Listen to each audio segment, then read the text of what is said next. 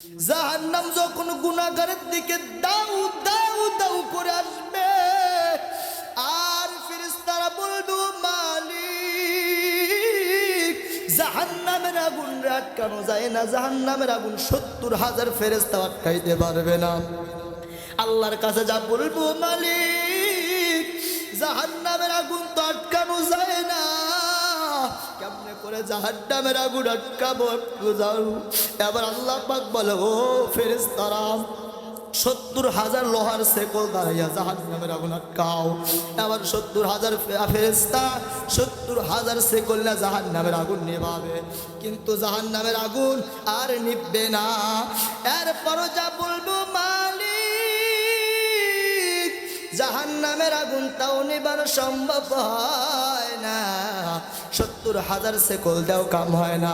আল্লাহ পাক বলবে ফেরেশতা তাড়াতাড়ি আমার পেয়ালাটা আমার হাতে দাও। ইয়া আইয়ুহাল্লাযীনা আমানুত্তাকুল্লাহ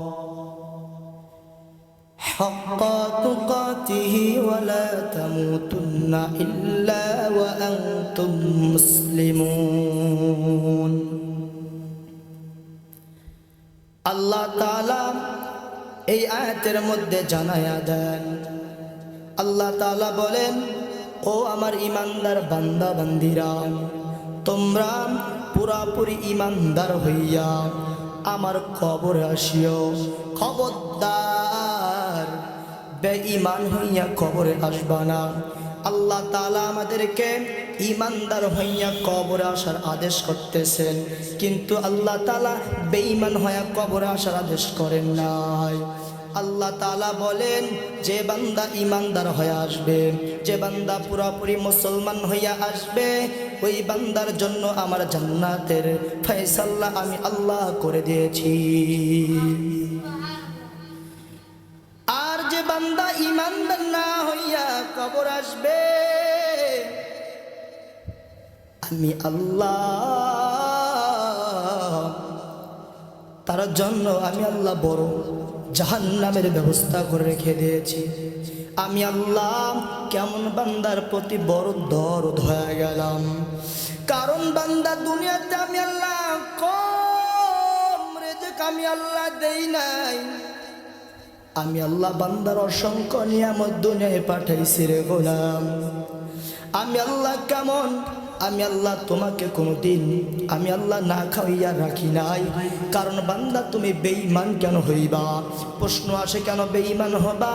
আল্লাহ পাক জানায় দেয় আমি আল্লাহ বান্দা তোরে একবারের জন্য না খাওয়াইয়া রাখি নাই, আমি আল্লাহ তোরে তো অভাবে রাখি নাই, আমি আল্লাহ তোর জন্য কোনো সময় বাতাস বন্ধ করি নাই, আমি আল্লাহ তোর জন্য তো কখনো বৃষ্টিটাও বন্ধ করি নাই, আমি আল্লাহ তোর জন্য কখনোই তো আমি অসুস্থ ফালা রাখি নাই, আমি আল্লাহ তোর জন্য সর্বদাই তোর আমি রিজিক দিছি, বান্দার সব সময় আমি তোর নিয়ামত বাড়িয়ে দিছি, অথচ বান্দা কেন এত নিয়ামত পারবা?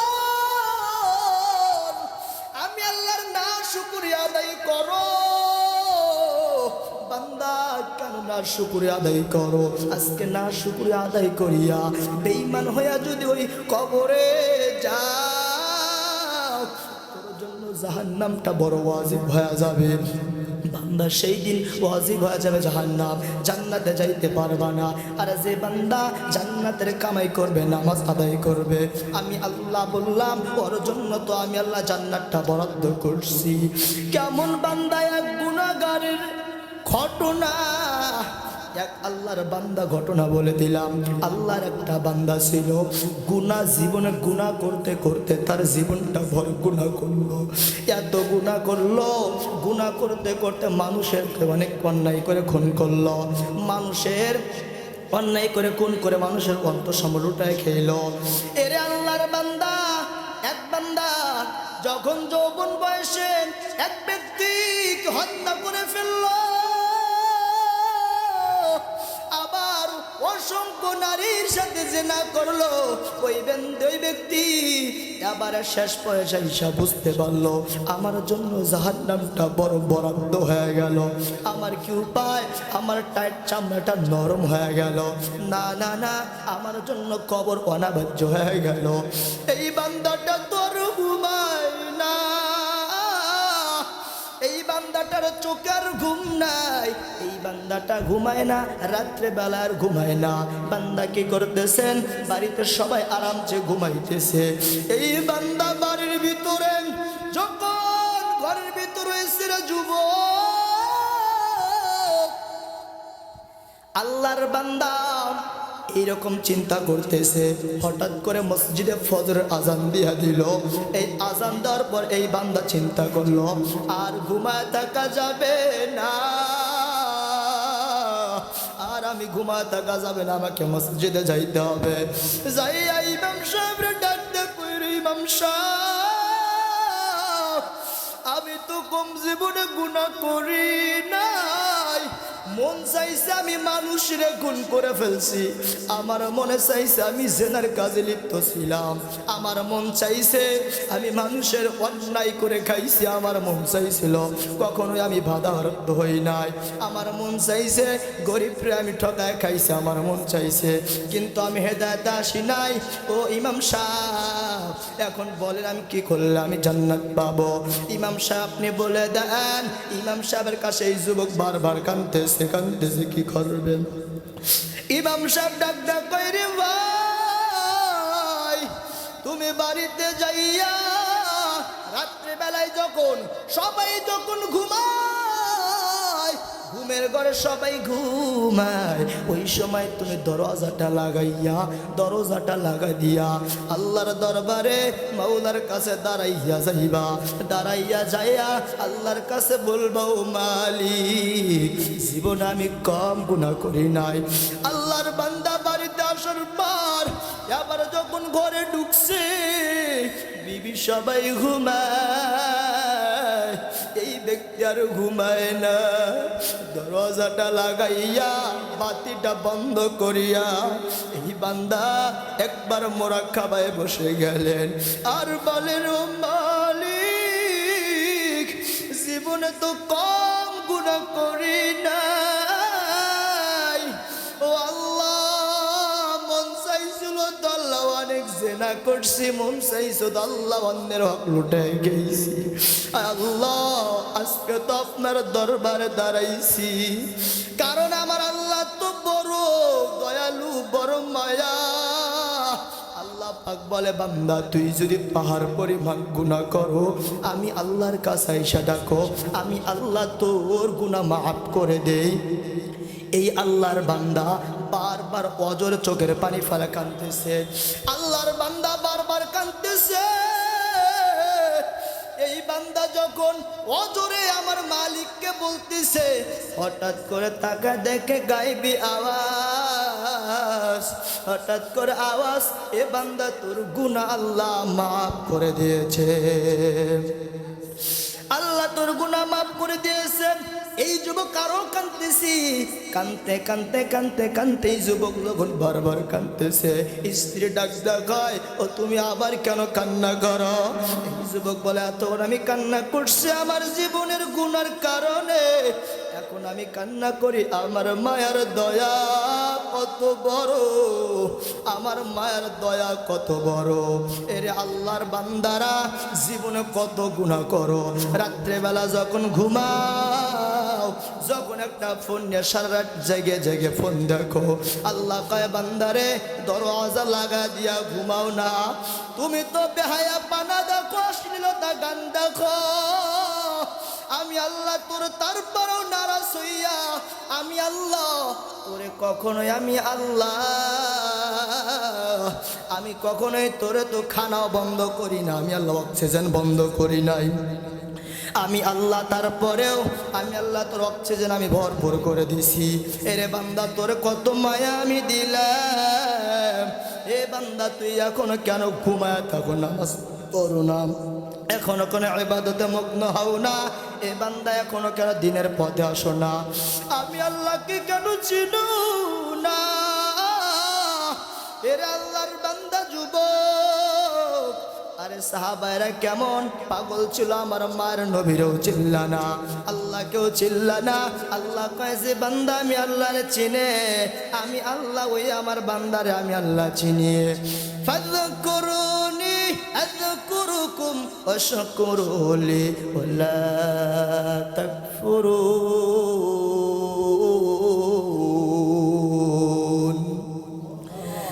আল্লাহ পাক বলে যে বান্দা আমি আল্লাহর চিনলাম, আমি আল্লাহ ওই বান্দারে চিনলাম।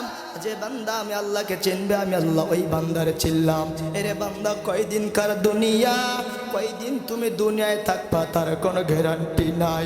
তোমার যখন এই নিঃশ্বাসটা বন্ধ হয়ে যায়, তোমার যখন দমটা ফুরিয়ে যাবে রে বাবা, আয় আল্লাহর বান্দা যুবক, তোর যখন দমটা ফুরিয়ে যাবে এরে আল্লাহর বান্দা, তখন তোমার হাতের ঘড়িটা পর্যন্ত তো তোমার থাকবে না, আমার জিনিস আমার হবে না। এরে আল্লাহর বান্দা, তোর জিনিস তখন তোর থাকবে না।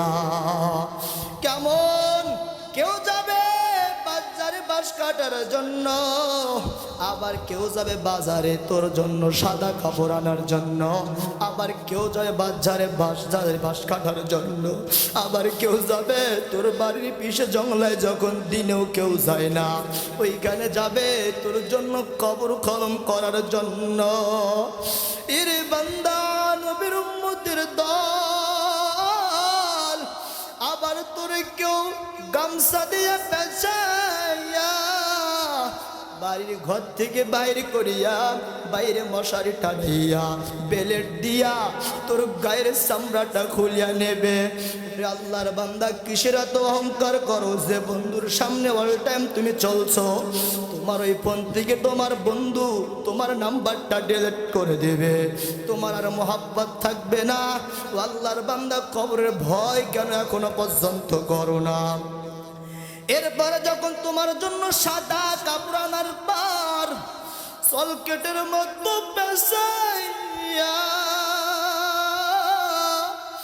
ওই তোর মসজিদের বারান্দায় থেকে খাটনি আনিয়া তোর কাঁধে করে জঙ্গলার দিকে নিয়ে যাবে, গোরস্থানে নিয়ে যাবে, আর পড়বে মিনহা খলাকনাকুম ওয়া ফিহা নুঈদুকুম ওয়া মিনহা নুখরিজুকুম তারাতান উখরা। এর আল্লাহর বান্দা মাটির দেহ মাটি খাবে, কিসের এত 2 দিনকার দুনিয়ার অহংকার করো? যেই দিন তুমি দুনিয়াতে চলে যাবা তুমি গুনাহ করবা, গুনাহ করার কারণে তোমার হাতটা পর্যন্ত তোমার জন্য সাক্ষী হয়ে যাবে। কেমন সাক্ষ্য হবে? আল্লাহুম্মা নাখতিমু আলা আফওয়াহিহিম ওয়া তুকাল্লিমুনা আইদিহিম ওয়া তাশহাদু আরজুলুহুম বিমা কানু ইয়াকসিবুন। আল্লাহ তাআলা বলবে ওই দিন কিয়ামতের ময়দানে তোমার হাত তোমার বিপক্ষে সাক্ষী দেওয়া হয়ে যাবে, তোমার হাতটা তোমার বিপক্ষে সাক্ষী দেওয়া হয়ে যাবে। সেই দিন হাত বলবে আল্লাহ, আল্লাহ আমার দ্বারা অনেক তো অন্যায় করেছে, আল্লাহ অন্যের হক মেরে খেয়েছে, আল্লাহ আমার হাত দিয়ে তো কলমটা ধরেছে, আল্লাহ আল্লাহ হাত দিয়ে অনেক অপরাধ করেছে, হাত দিয়ে অনেক গুনার কাজ করেছে আল্লাহ। আর সেই দিন হাতে সাক্ষী দিবে, তোমার সঙ্গে কেউ থাকবে না রে গোলাম, সেই দিন কেউ থাকবে না, তোমার গায়ের চামড়াটা পর্যন্ত সাক্ষী দেওয়া হবে। কেমন হবে বলছেন? ওয়াকালু লিজুলুদিহিম লিমা শাহিদতুম আলাইনা ক্বালু আনতাকানাল্লাহুল্লাযী আনতাকা কুল্লা শাইইন ওয়া ইলাইহি তুরজাউন।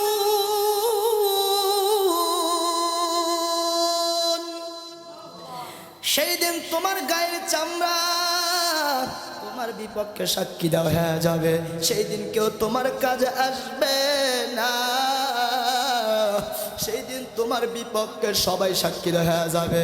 গায়ের চামড়াটা সাক্ষী দেবে, গায়ের চামড়া পর্যন্ত তোর সাক্ষী হয়ে যাবে। কারণ যে গায়ের চামড়া একটু যদি ফেটে যেত তুমি কত নানান রকমের স্কিন ব্যবহার করতে হবে বাবা, কিন্তু এই চামড়াও তোমার আপন না, চামড়াও তোমার আপন হইয়া তোমার পক্ষে সাক্ষী দেবে না, তোমার বিপক্ষে সাক্ষী হয়ে যাবে। এর আল্লাহর বান্দা, এই কারণে কেমন তুমি একবার কেমন আমার মায়ের নবীরে চেনো না, আল্লাহরে চেনো না, আল্লাহর ভয় তোমার ভিতরে পয়দা করো না, কবরের ভয় তোমার ভিতরে নাই। ওমর কেমন তেনার ভয় ছিল। একদিন ওমর আইসান হুজাইফার কাছে আইসা বলতেছে, রে হুজাইফা, এরে হুজাইফা, তুমি দেখো তো আমার মায়ের নবীর মুনাফিকের লিস্টে আমার নামটা আছে নাকি। হুজাইফা ডাক দেখায়, ওমর না না, আমার মায়ের নবী দেখতে মানা করছে, বলতেও মানা করছে। এই কথা শুনিয়াম ওমর কান্নায় ব্যাকুল, ওমর কান্না করতেছে আর বলতেছে, বুঝতে পারছি আমার নামটাও মুনাফিকের লিস্টে রয়েছে, এই কারণে হুজাইফা তুমি দেখাইবা না। এরপর ওমর বাড়ির দিকে রওনা করলেন। বৃষ্টি হয়ে গেল, এর মধ্যে ওমর চলে আসতেছেন। বৃষ্টির মধ্যে ওমর আইসাম হুজাইফার ডাক দেখায়, হুজাইফা ওঠ। হুজাইফার বলল, হুজাইফা আমি তোর একটা কথা বলতে চাই। বলে কি বলবেন বলেন। কয় হুজাইফা আমি যদি দুনিয়াতে বিদায় হয়ে যাই, আমি যদি মারা যাই, ওরে হুজাইফা তুমি বলো আমার জানাজারটা কি তুমি পড়াইবা নাকি রে হুজাইফা। হুজাইফা ডাক দেখায়, আপনি কেমন কথাটা আমার শোনাইলেন। না না, আপনি দুনিয়া থেকে চলে গেলে আমি আপনার জানাজার পড়াবো না, এটা কখন হতে পারে না। হযরত ওমর এই কথা শোনার পর হযরত ওমর বলল, হুজাইফা আমি বুঝতে পারছি আমার নামটা মনে হয় আমার পয়গম্বরের মুনাফিকের লিস্টে নাই। ওরে হুজাইফা কেন? যদি লিস্টে আমার নামটা থাকতো তাহলে মনে হয় আপনি আমার জানাজা তো পড়াইতেন না। কিন্তু আমি বুঝতে পারছি, এরপরও সাবধান, আমাকে জাহান্নাম থেকে বাঁচতে হবে, কবরে ভয় আমাকে রাখতে হবে। এর আল্লাহর বান্দা, তারপরও তুমি কেন ভয় করো না? সাহাবায়ে কেরামরা জান্নাতের সার্টিফিকেট হওয়ার পরেও ওরা কবরকে ভয় করত, এত ভয় করত, তারপরও তোমার কেন কবরের ভয় নাই? যেই দিন তোমার সাদা কাপড় পরাইয়া কবরের দিকে আনা হবে, সেই দিন বান্দা তোমার কি হাল হয়ে যাবে, তোমার কি পরিণত হবে। যদি গুনাহগার হয়ে কবরে যাও, আল্লাহ তাআলা সেই দিন কিয়ামতের ময়দানে গুনাহগারের জন্য কি শাস্তি করছে, গুনাহগারের জন্য কি ব্যবস্থা করছে জানেন? গুনাহগারদের জন্য জাহান্নামের ময়দানে আমার মাওলা জাহান্নামের ব্যবস্থাপনা করেছে। আর বলছে জাহান্নামের আগুন কেমন হবে? জাহান্নামের আগুন থেকে বাঁচার মতো কোনো ক্ষমতা থাকবে না। কেমনে থাকবে না? আল্লাহর পয়গম্বর বলেন, ওই জাহান্নামের ময়দানে জাহান্নাম যখন গুনাহগারের দিকে দাউ দাউ দাউ করে আসবে, আর ফেরেশতারা বলবে, মালিক জাহান্নামের আগুন আটকানো যায় না। জাহান্নামের আগুন 70,000 ফেরেশতা আটকাইতে পারবে না। আল্লাহর কাছে যা বলবো, মালিক জাহান্নামের আগুন তো আটকানো যায় না, কেমনে করে জাহান্নামের আগুন আটকাবো বুঝাও। এবার আল্লাহ পাক বলে, ও ফেরেশতারা 70,000 লোহার শেকল দাঁড়াইয়া জাহান্নামের আগুন আটকাও। আবার 70,000 ফেরেশতা 70,000 শেকল না জাহান্নামের আগুন নেভাবে, কিন্তু জাহান্নামের আগুন আর নিভবে না। এরপরও যা বলবো, মালিক জাহান্নামের আগুন তাও নেবার সম্ভব হয় না, 70,000 শেকল দেও কাম হয় না। আল্লাহ পাক বলবে, ফেরেশতা তাড়াতাড়ি আমার পেয়ালাটা আমার হাতে দাও। ওই পেয়ালাটা দিবি, পেয়ালাটা দেওয়ার পরে এবার আমার আল্লাহ তাআলার কুদরতি হাত দাঁড়াইয়া, এবার আল্লাহর কুদরতি হাত দাঁড়াইয়া এক ফোঁটা পানি জাহান্নামের ময়দানে ছিটিয়ে দিবে। সেটা দেওয়ার পরে জাহান্নামের আগুনগুলা বড় নিভে যাবে। আর ফেরেশতারা বলবে, ও মালিক কেমনে করে জাহান্নামের আগুন এক ফোঁটা পানির দ্বারাই নিভিয়া গেল? এতগুলো 70,000 ফেরেশতা, আমরা 70,000 শেকল দেও জাহান্নামের আগুন নিভানো গেল না, কিন্তু আবার আপনার এক ফোঁটা পানি দ্বারা কেমন জাহান্নামের আগুনটা নিভে গেল? আল্লাহ তাআলা বলবে, ফেরেশতার দল, এই পানিটা কেমন পানি জানো? এই পানিটা কেমন বান্দা যখন আমি আল্লাহকে ডাকছে যখন মসজিদে নামাজ আদায় করছে গভীর রাতে উঠে যখন তাহাজ্জুদের মুসল্লায় দাঁড়াইছে বান্দা চোখের পানি ফালাইয়া আমি আল্লাহর দরবারে চাইছে আমি আল্লাহর পানিটার খালে ফেলাই নাই আমি পানিটা তো বড় কুদরতি বেলায় রাখছি রে ফেরেশতা আর যে পানি দ্বারা জাহান্নামের আগুন লিপলো এই পানি তো সমুদ্রের পানি না এই পানি তো বৃষ্টির পানি না এই পানি তো হাউজে কাউসারের পানি না এই পানি কোন পানি বান্দা চোখের পানি এই পানি আমি রাইকাসকে বান্দার জন্য জাহান্নামের আগুন নিবাইলাম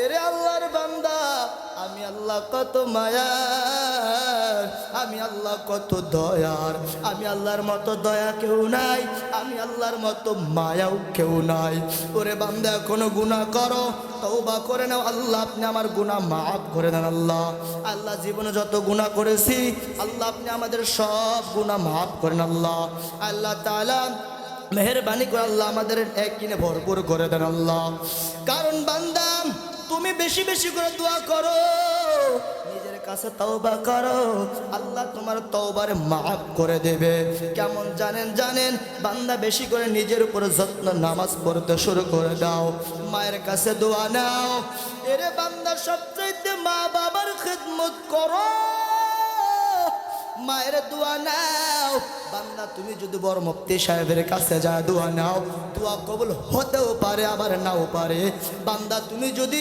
মসজিদে ইমাম সাহেবের কাছে দোয়া চাও দোয়া কবুল হতেও পারে আবার নাও পারে আবার তুমি বড় মুহাদ্দিসের কাছে যাইয়া যদি দোয়ার কথা বলো তোমার এই দোয়া কবুল হতেও পারে নাও পারে কিন্তু মদিনাওয়ালা নবী বলেন যদি কোনো বান্দা মায়ের কাছে দোয়া চায় এই দোয়া সঙ্গে সঙ্গে আল্লাহর আরশে চলে যায় যা কিছু কাও না কেন